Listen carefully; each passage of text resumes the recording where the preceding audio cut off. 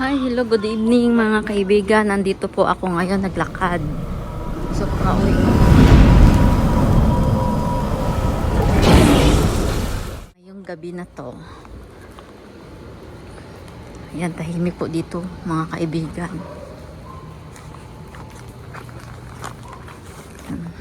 Medyo mabasa dito kasi malapit sila sa gripo yung ditong mga bahay.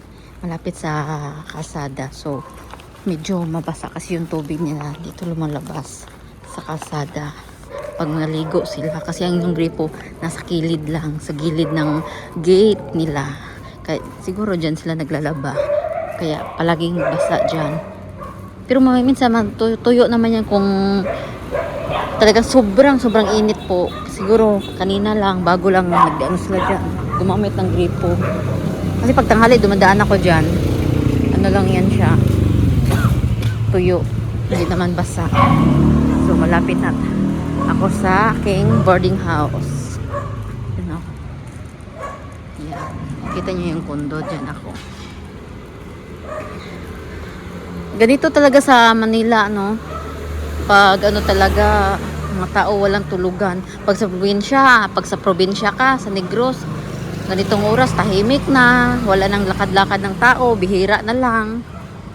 Dito halos ang mga tao walang tulugan, kaya talagang kailangan din nating mga Pinoy sumikap kasi yung iba kasing may panggabi, may pang-araw din, kaya ang iba natulog, ang iba nagtatrabaho kasi may panggabi, may pang-araw.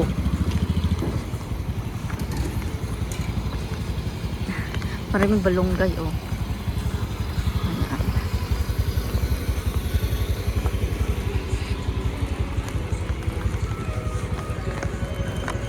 Ayan mga kaibigan. Kaya yun lang, dito lang hanggang dito lang muna yung update ko. Mga kaibigan, mag-ingat po tayo. See you next vlog. Bye!